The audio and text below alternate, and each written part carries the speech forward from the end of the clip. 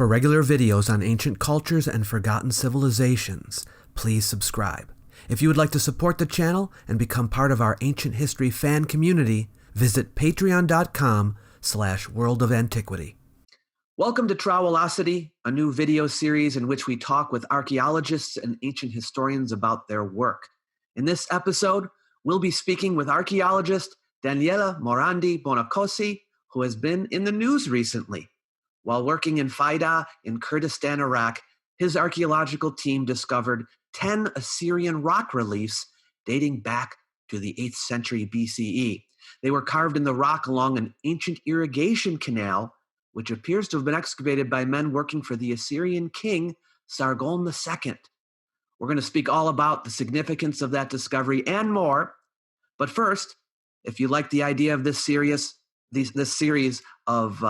of interviews, please press the like button and don't forget to subscribe to the channel.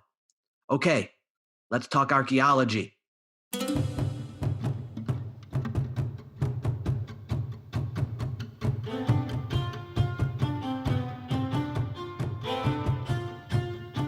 Daniele Morandi Bonacossi is professor of Near Eastern archaeology at the University of Udine.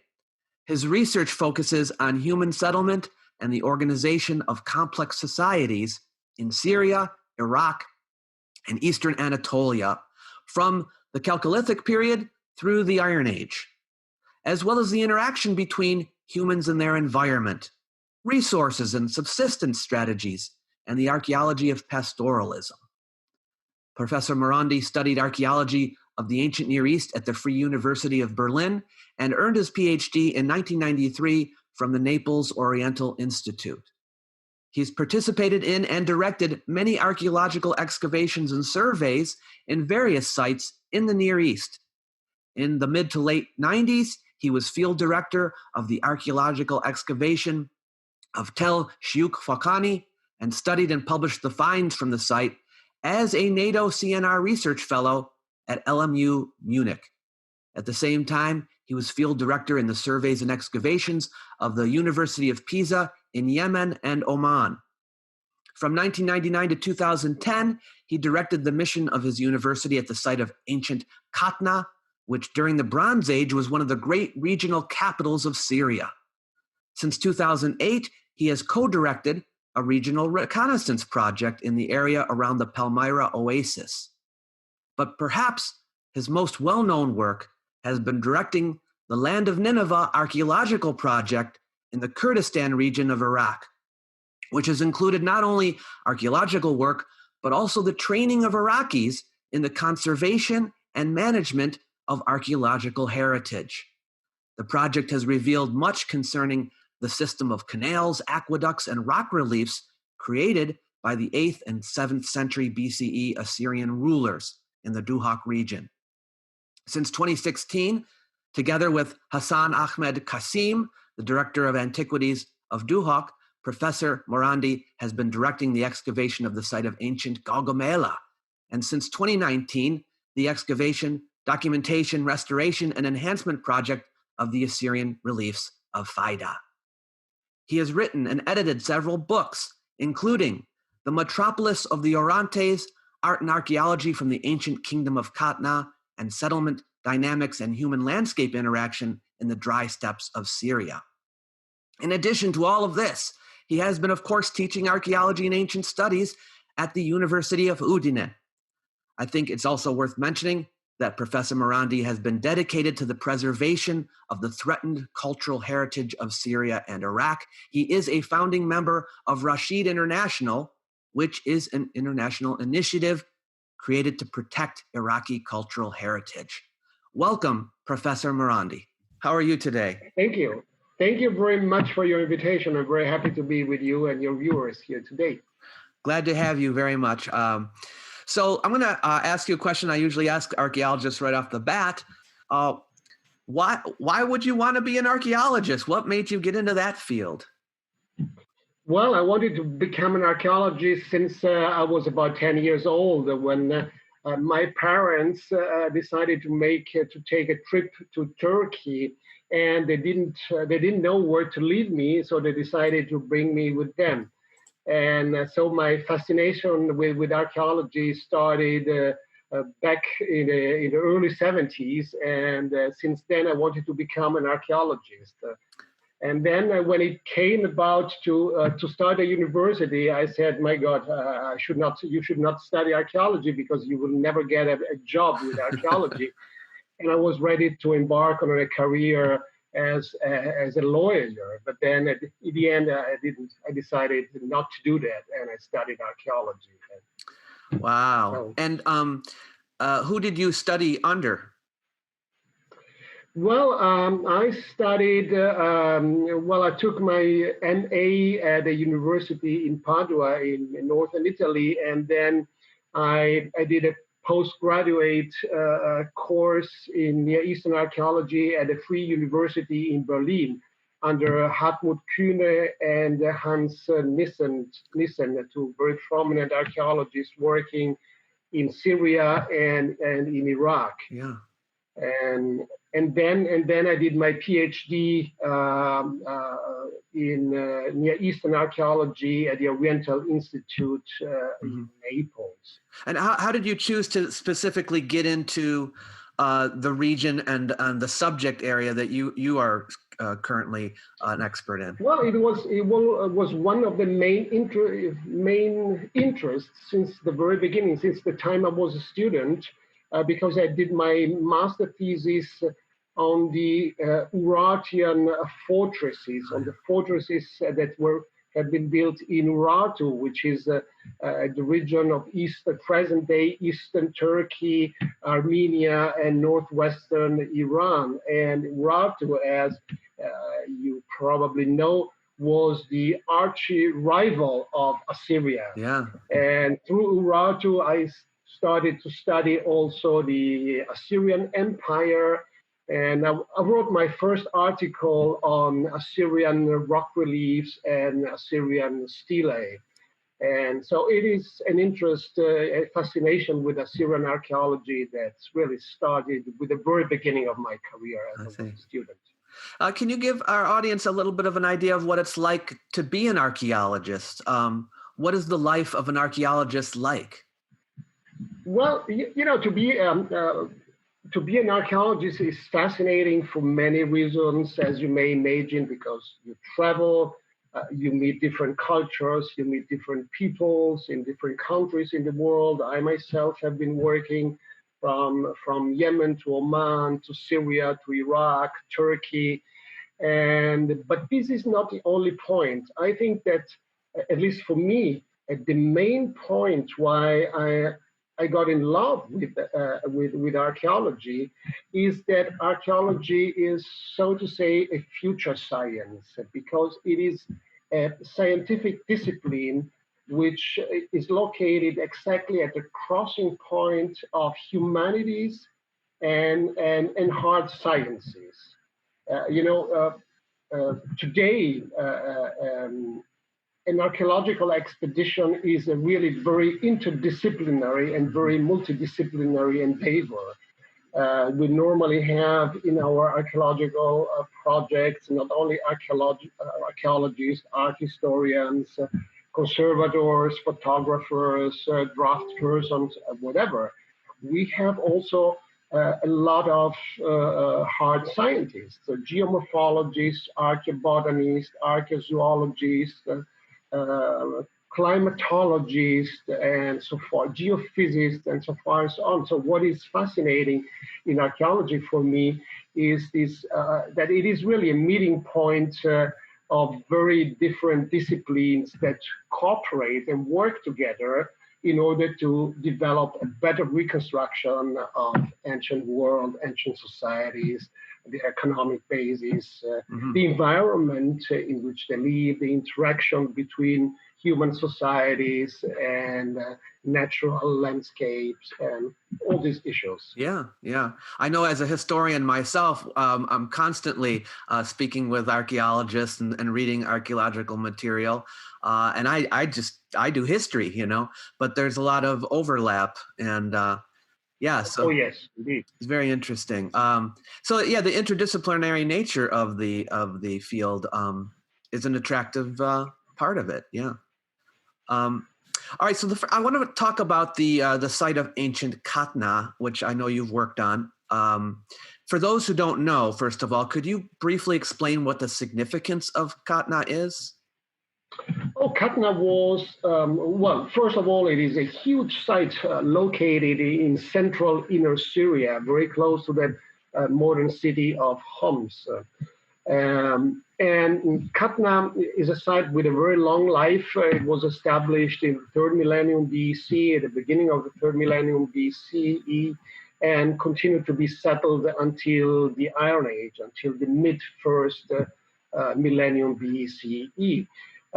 But the most important period of Cana's history is the second millennium BC, when Cana became one of the regional powers dominating the northern Levant, and with very tight interactions also with the southern Levant, so with present-day Israel, northern Israel. And especially during the Middle Bronze Age, which is the first half of the second millennium BC, Cana was really one of the main capital cities of Syria and of the Near East, with a lot of interaction, not only with the southern Levant, but also with eastern Syria, with cities like Mari, and with Mesopotamia. And so it was really a big urban center, 100 hectares in surface area. So really a very prominent site, which was fortified with ramparts, with earthen ramparts, which were 80 meters thick at the base, and more than 20 meters high. So they were really very prominent landmarks in the landscape. Do we have any idea of the population at its peak?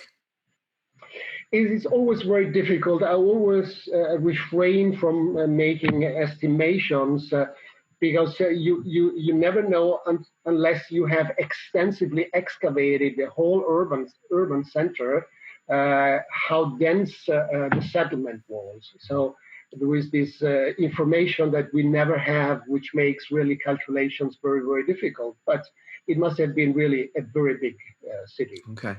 And what have been the most significant discoveries at that site? Well, the most significant discovery was the royal palace. The royal palace of the Cana kings of the late Bronze Age, of the 16th, 15th, and 14th centuries BC, which we excavated together with our German and Syrian colleagues, because the excavation, the project in Cana was a joint international Syrian, Italian, and German project that we run together with the University of Tübingen in Germany and the Directorate of Antiquities in Damascus. And we excavated this very big royal palace, which was located on the top of the upper town, so towering over the city fortifications and over the lower town.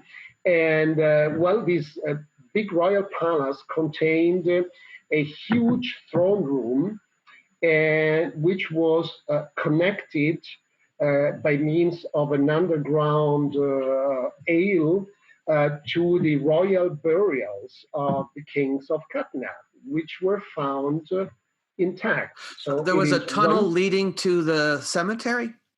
There was a tunnel, yes, there was a tunnel with a staircase, a monumental staircase, cut into the bedrock of the rocky hill on top of which the Cana's upper town was built. And so you went down, crossing several doors. We have found the remains of the wooden architecture made of cedars, taken from Lebanon, which is not far away from Cana. And this underground staircase led to the entrance of the royal tomb. And this was really an exceptional discovery because it was the first intact, which means not looted, royal burial ever found after the discovery of Tutankhamun's tomb in 1923 in Egypt, in Luxor. So it was really a very exceptional discovery. So the entrance to the tomb was guarded by two basalt statues representing deified kings of Katna. And then you would enter the tomb, which was subdivided in different chambers. And in the chambers, the burials of the kings of Katna were found. Everything intact as it was left when the city was destroyed, probably by the Hittite king Shupililiuma in the mid-14th century BC. So would the rulers then have used this tunnel to go pay respect to their ancestors or something like that? Yes, yes, we know thanks to several cuneiform texts that there was a ritual which was called now we have to redo this because I don't remember the Akkadian word for that at the moment. Of course, I have it on the tip of my tongue. It's okay. I know how that is. But in English, it was an ancestor. It was an ancestor. It was an ancestor cult, and we know from this ritual that at least once a month the kings were supposed, with their family, were supposed to go to visit the tomb of the ancestors to pay respect to them, and also to eat together with the spirits of the Rafiuma, they were called, of the ancestors. Very interesting. Yeah, and who was the greatest king of Katna? Well, we don't have many names of the kings of Katna actually. And what we know that some kings were contemporary to Zimri-Lim, king of Mari, which was the last famous king of Mari, and contemporary also with the famous king of Babylon, Hammurabi of Babylon. Yeah. So this would be around the time in Egypt of the Middle Kingdom. Of the Middle Kingdom, yes. And Ishki-Addu was the most famous, maybe, king of Katna during the Middle Bronze Age, was contemporary with Zimri-Lim of Mari and with Hammurabi of Babylon. Yes. And you had mentioned that the Hittites brought Katna down. So it wasn't a gradual decline, it was a destruction? No, it was a destruction. It was a violent destruction which occurred when the city was conquered probably by the Hittite army. Yeah. Wow, yeah. It's fascinating to learn about. A lot of times people, they're only interested in the huge empires, and all these other smaller kingdoms are interesting too. So it's great to hear about that. Oh, they are indeed. They are very interesting, especially during the late Bronze Age, which is a very international period, as you know, because it is the period of the great archives of the Egyptian pharaohs in Tel El Amarna, where Akhenaton, Amenophis I, the famous heretic king, transferred the capital of Egypt, and there the state archives of the Egyptian kings were found, and a lot of letters sent, or cuneiform documents sent by the big kings of that period, the great kings, the Assyrian king, the Mitannian king, the king of the Hittites were found, and also many letters sent by the so-called small kings, the little kings of the Levant, of Syria, Lebanon, northern Israel.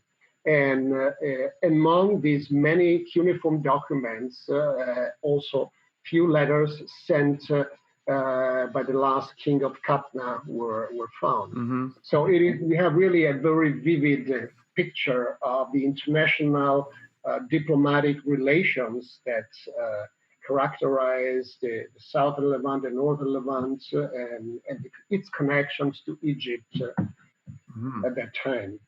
Have any inscriptions been found at Cana?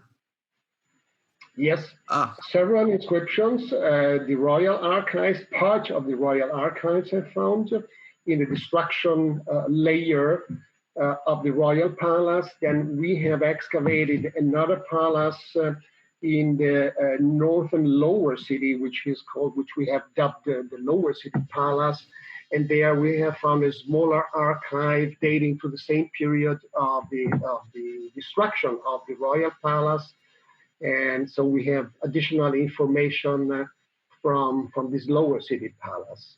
And how have these inscriptions shed more light on the time period? Is it anything surprising, or it fits pretty well with what we already knew? It fits pretty well in what we already knew, but of course it's enriched very much the information that we already had. The site of Cana was excavated in two stages because the first excavator of Cana was a French archaeologist whose name was Robert Duménil de Buisson, who excavated Cana back in the 20s of last century. And he had already found and partly excavated the royal palace of the kings of Cana and had already found few tablets. And among these cuneiform tablets, there was also an inventory of the treasure belonging to the goddess, a goddess who was venerated in the central part of the royal palace. So we have these beautiful inventory lists listing all the jewels, all the precious objects which were part of the treasure of the goddess. And so then we resumed the excavation and accomplished the excavation of the royal palace together with the German colleagues who remained in charge of the excavation of the royal tomb and the central part of the palace, and further text and additional information were recovered from the destruction level of the palace. And this now gives us a very vivid and round picture of life and the international relations of this kingdom in central Syria. What is it like excavating in Syria? Is it, or at the time you were there, was it very dangerous or was it fairly safe? It was not dangerous at all. It was a period in which the situation in Syria was very peaceful. The economy was also thriving. A lot of international tourists did come to Syria. So there was a real mass tourism industry which was developing in the country. And this situation lasted until 2011, when in March 2011 the first riot started, and then of course. So you were there at the right time, I guess. I was there at the right time. Yes, I was there at the right time, and I had really a great time in Syria. And you can imagine for us archaeologists working in Syria, it is still a real shock to see the present day situation in Syria, and it's really heartening. So let's talk about the Land of Nineveh Archaeological project. How did that get started? Well, it gets started as a result of the crisis in Syria. So to say, because in 2011, of course, we could not go to Syria to carry out our summer field season, which normally lasted from August to the end of October. It was impossible because of the war. And then after a few months of the war, after the civil war had started, it was clear that this was really a very tough war, which would have lasted very long. And as a matter of fact, now we have just entered the 10th war year in Syria. And so it was obvious that if we wanted to continue to work in the field, that we had to choose a different location. And since, as I said before, Assyria and Urartu were my first love, so to say, since the times I was a student, I decided to take the opportunity to go to the Kurdistan region of Iraq. And the Kurdistan region of Iraq, interestingly enough, had opened its gates to international scholarship right in those years, at the very beginning of the 2010 years. And because, as you know, the situation before was really not really stable from the political point of view. And after the collapse of Saddam regime in 2003, the situation improved slowly from year to year until 2009, 2010, 2011, when the Kurdistan region of Iraq, which is an autonomous region within federal Iraq, started really to open its doors to international economic relations, political, diplomatic relations, and also to scientific relations. And this is the very period in which dozens, I would say, of international teams started to go to Kurdistan as a result of the situation in Syria and as a result of this liberal policy of international cooperation that the Kurdistan regional government was able to implement. And what is the purpose of the archaeological project, and who else is involved in it? Well, it's quite a big project that we carry out as University of Udine, together with our colleagues of the Directorate of Antiquities of Dahuk in northern Iraqi Kurdistan. And my partner is Dr. Hassan Ahmed Qasim, who is Director of Antiquities in Dahuk. And since 2011, we have started our joint Italian-Kurdish cooperation, which has several different goals.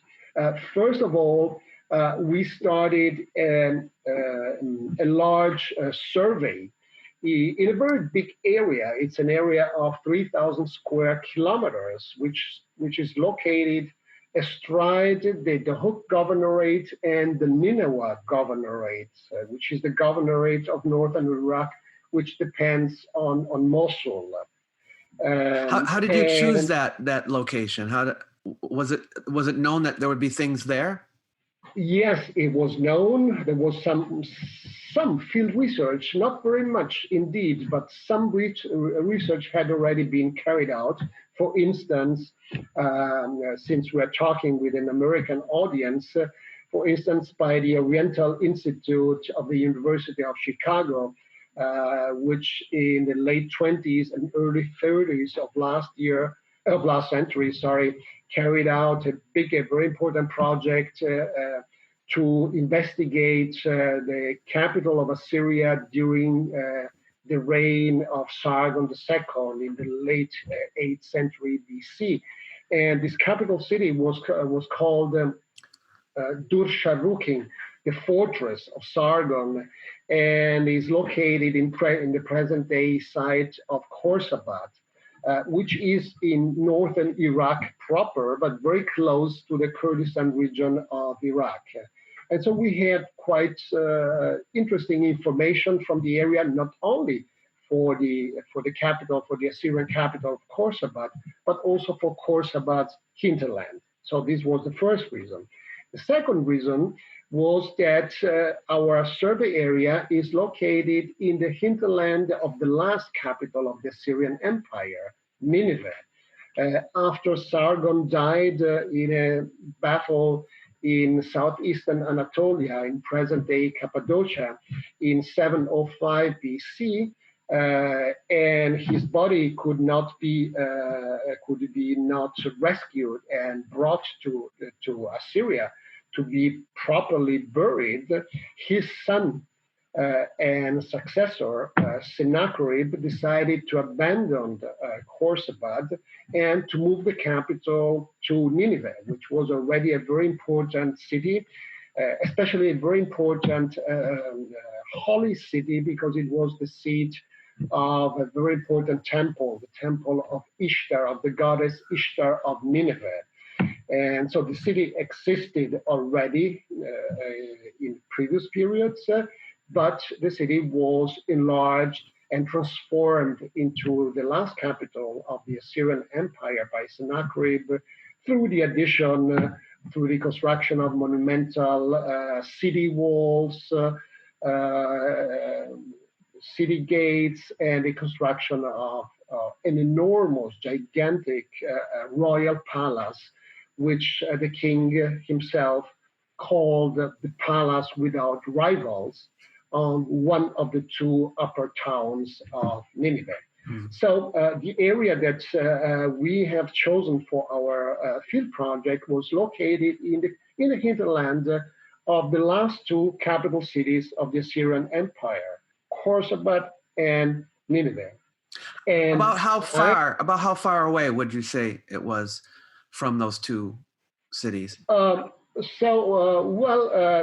southern limit of our survey area is about 40 kilometers as the crow flies from Nineveh, and about, let me have a look. I have a map here. It's about 15 kilometers from Khorsabad. So it is really very, very close. Mm-hmm. And so it was really the direct hinterland of Nineveh and Khorsabad.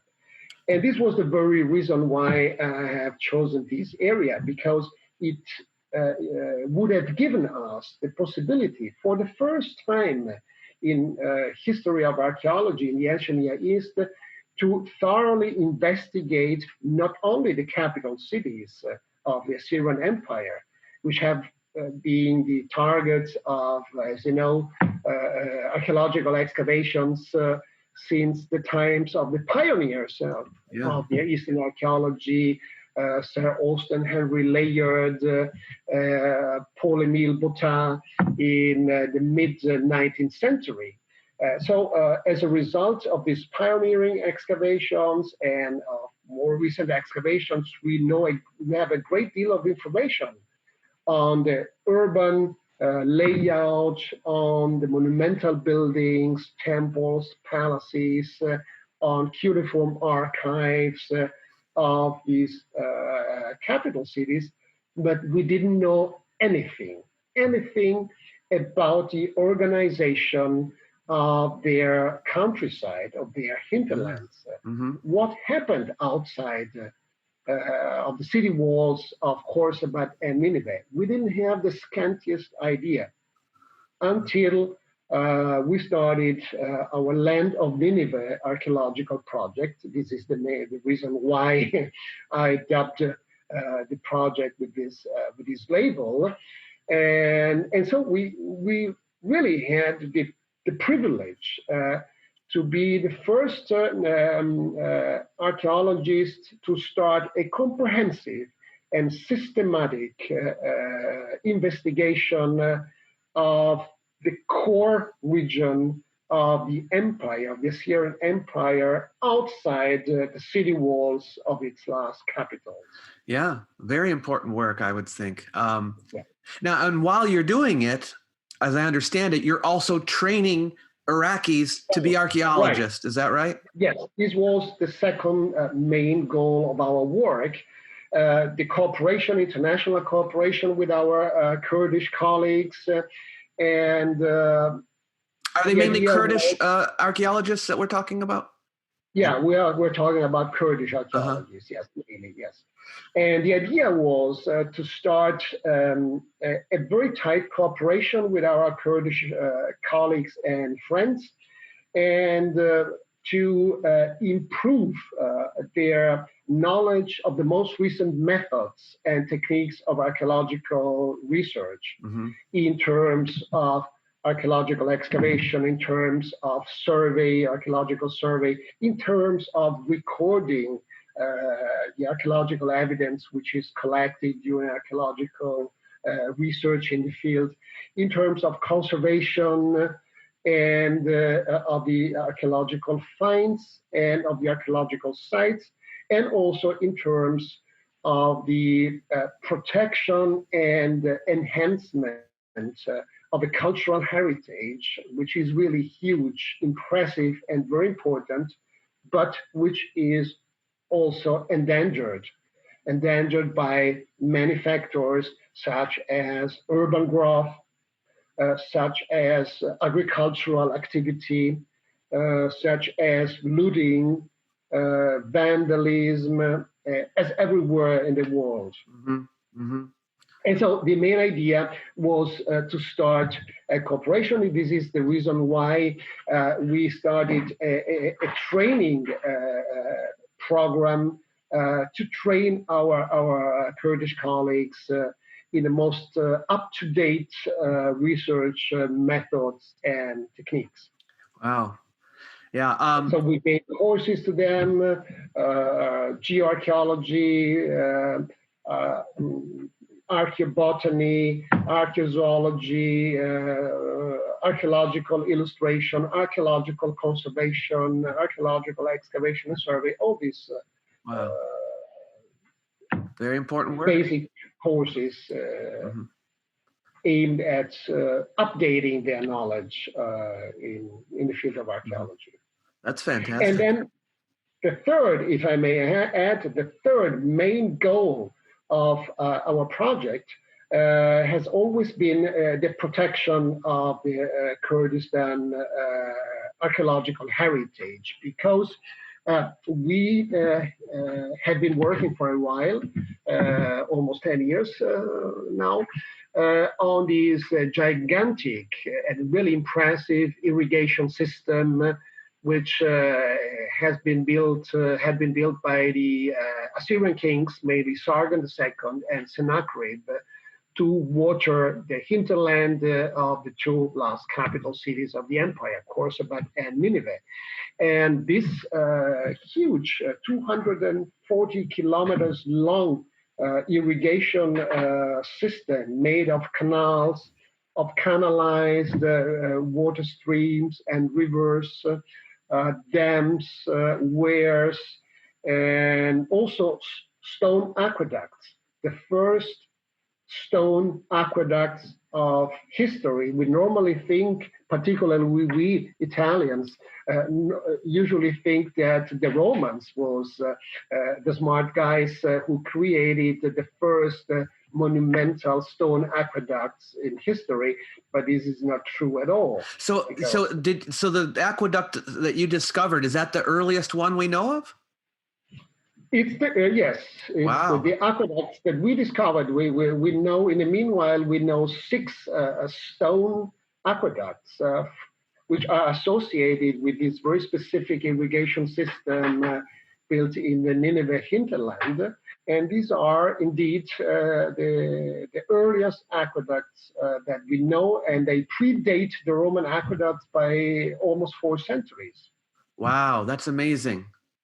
Yeah, and this is a huge cultural heritage which has to be protected and which has to be enhanced. And this is the reason why we started a parallel project devoted to the protection of this cultural heritage, of this irrigation system, and the huge rock reliefs which are associated with it, and devoted also to the enhancement of this heritage. So the creation of an archaeological park of the Assyrian hydraulic network. Mm-hmm. And at the same time, we have developed a project to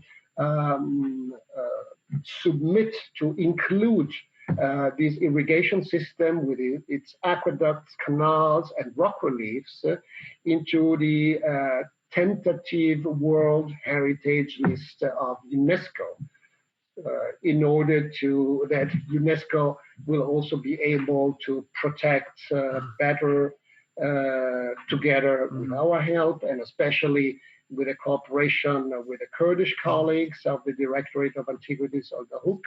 And one day would people be able to go visit? Exactly. And the idea is exactly this, to create a real archaeological park which will enhance the enjoyment of this tremendous cultural heritage in the Hook region. So tell me about the day that you discovered the reliefs. How did that happen? Like that they were found, and how was your attention called to this? Our attention, as it always happens, or very often happens in archaeology, the attention to a very specific object or site is attracted by the work that people have done in the past. And it is a work and a depth that we always have to recognize and never forget, because there are people who came before us and did an excellent job as well. And in this case, there was a British archaeologist, Julian Reid of the British Museum, who in 1972 carried out, well, not really a survey, because it was not a systematic archaeological survey. It was more a visit that he paid to the site of Faida, which is located about 20 kilometers to the south of the Hook, along the main road leading to Mosul. And well, as you may know, the early 70s were really a very troubled period for the Kurdistan region of Iraq, because the situation was very unstable due to the tensions existing between the Ba'athist regime and the Kurdish Peshmerga. So Julian Reid did not have the time to thoroughly explore the archaeological site of Faida. But what he had noticed there was the presence of three possible rock reliefs. You have to imagine rectangular panels carved on the stone, on the limestone side of this canal, which was excavated by the Assyrian king into the bedrock of a limestone hill. So you already had an idea that it was going to be there.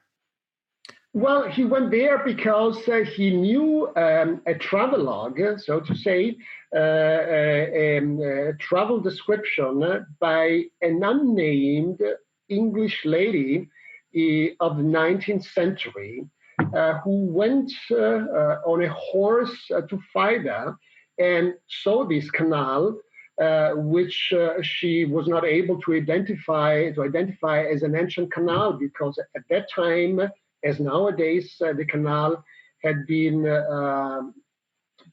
filled with debris eroded down from the side of the hill. Mm-hmm. So it looked like a road, and still nowadays the canal looks like a road. And so she saw this road, and walking along this road, she recognized the upper part of some reliefs, of a few reliefs, because these reliefs, they look like rectangular panels about 4 meters 80 in length and about 1 meter 80 in height. And so these panels had been carved by the Assyrian king Sargon, I believe, with a representation of a procession of Assyrian statues. Maybe we'll have the time to describe it more in detail later on, of Assyrian god statues standing on the back of animals. And this procession of Assyrian statues was opened and closed at the two sides of the reliefs by the figure of the Assyrian king. So when you arrived at the site, were some of the reliefs exposed? Or just the upper tips of the reliefs. And this English lady, this British lady, recognized the upper tips, the upper parts of the sculpted panels, and she recognized that there were part probably of carved figures.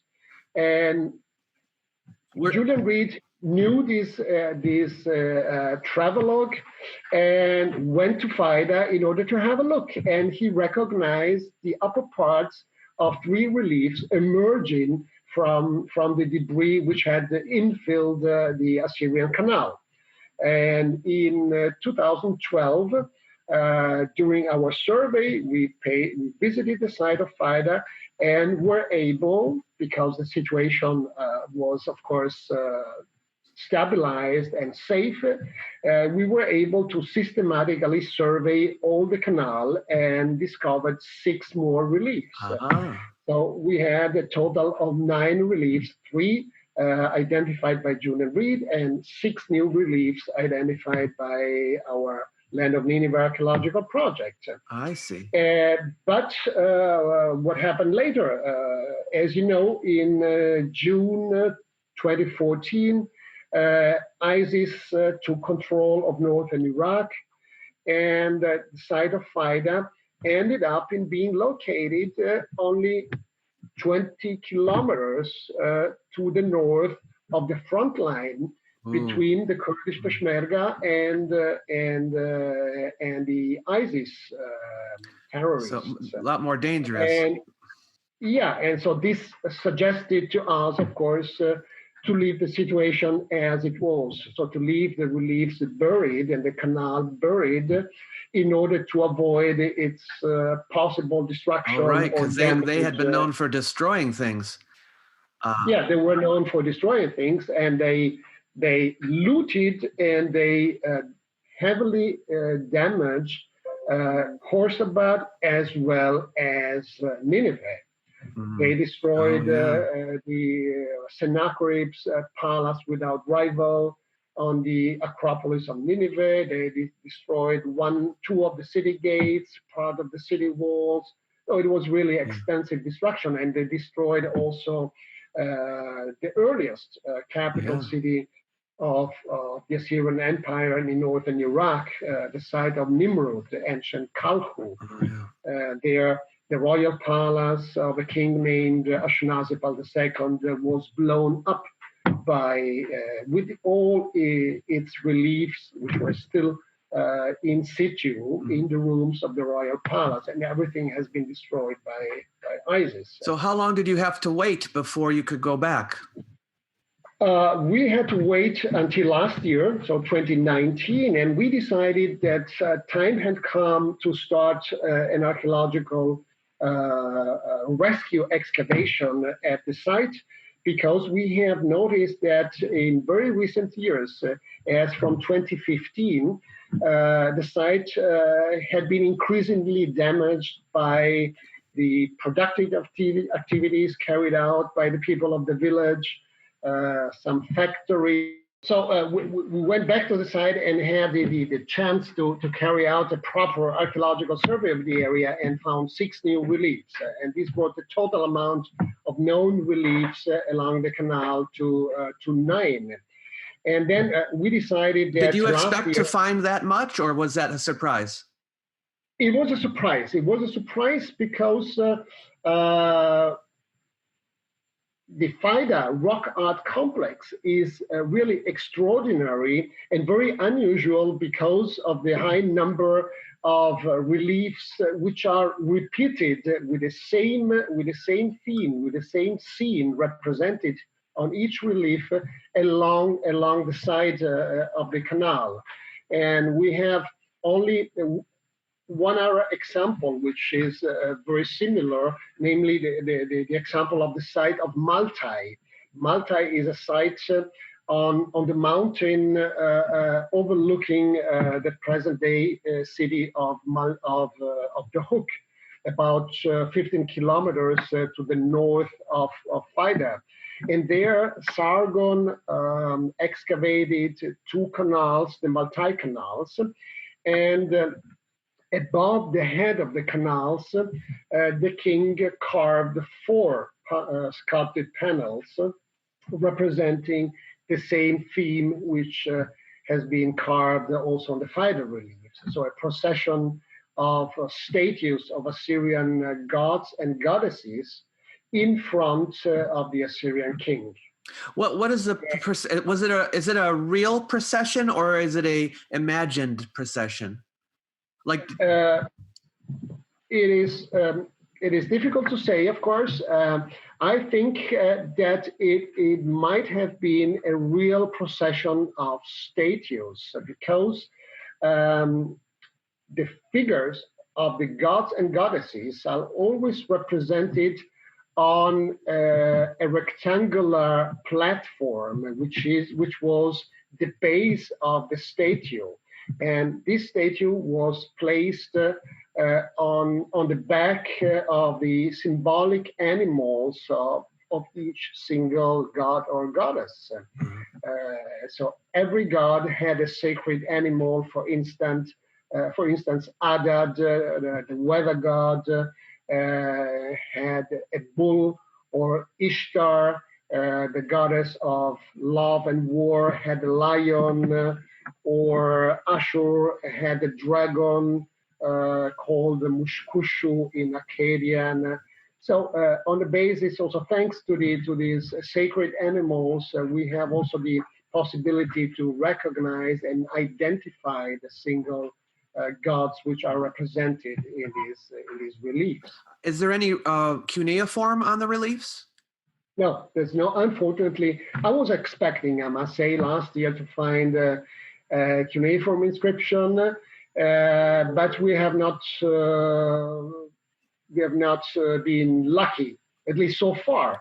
I'm still convinced that a cuneiform inscription might be there, for the very simple reason that in the site of Hinis, which is located at the head of a canal built by the Assyrian king Sennacherib, the son of Sargon, in the eastern part of our survey region, there is a big canal hewn into the rock or into the soil, and with the 6 aqueducts that we were talking about before. And at the head of the canal, there is this huge and impressive rock art complex, including 12 reliefs, smaller reliefs representing the king under divine symbols, a huge relief, which is the so-called large relief, representing Sennacherib in front of the two main gods of the Assyrian pantheon,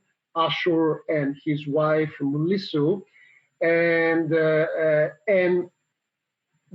in Hinis, there are 3 inscriptions which are replicas of the same cuneiform inscription that describe all the deeds of King Sennacherib and describe the excavation of the canal, the carving of the reliefs, the opening ceremony that took place at the head of the canal. So it makes sense that it would be here too then, huh? Yes, it makes sense. And maybe next year, next field season, which hopefully will take place next summer from August to October, in spite of the coronavirus crisis, I hope that we will be able to find more reliefs. I'm sure that there are more reliefs still buried under the debris filling the canal, and maybe also a cuneiform inscription. That would be wonderful. How are you able to identify the king with no writing? Because the scene representing on the fighter reliefs, as I said before, is the same procession of Assyrian statues in front of the king that is represented on the multi-reliefs we were talking about before. And the state of preservation of the multi-reliefs is slightly better than that of the fighter reliefs. which means that in the multi-reliefs, you are able to recognize more details, minor details that you cannot see in FIDE.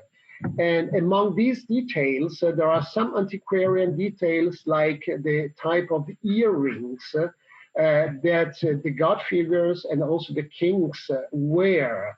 And these are very typical triple-armed earrings, so earring with three arms, shaping a sort of cross. And these are very typical for the reign of Sargon II of Assyria, the father of Sennacherib. And then more antiquarian details, and I don't want to annoy people with listing minor technicalities. But there is iconographic and antiquarian evidence that the multi-reliefs and the FIDE reliefs, which represent the same scene, date to Sargon's reign. And there is also some epigraphic textual evidence because we have a letter, unfortunately fragmentary, sent by the governor of a city called Talmusa, which might correspond to the present day site of Girepan, which is located only 2 kilometers to the north from the beginning of the FIDE Canal. And the governor of this city writes to a high officer in Khorsabad, in the Assyrian capital of Sargon, complaining because he doesn't have workers enough to excavate a huge irrigation canal that he's excavating in the area of Talmusa. And then this letter is broken, so you have a broken part, and then the text starts again, speaking about 1,000 workers working at the excavation of this canal. So it is obvious that in the surroundings of the city of Talmusa, the Assyrians were building a quite enormous irrigation canal. And since Talmusa might be, we're not entirely sure, but it probably corresponds to the present day of Girepan, very close to the FIDE Canal. So this means that possibly the canal that the Assyrians are talking in this cuneiform letter found in Nineveh was the FIDE Canal. I see. And so we have evidence suggesting that the king represented in the multi and the FIDE relief was Sargon II. Yeah, that makes sense. It does. Has the discovery provoked any controversy in the archaeological world, or?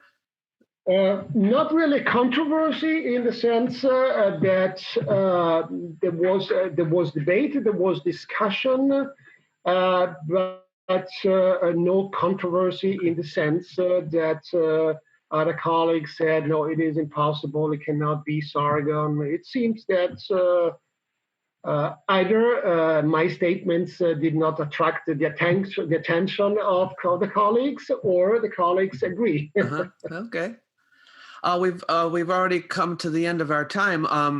If people want to find out more about this site, where can they go to read more about it? Well, they can see, first of all, our website, which is called terradininive.com.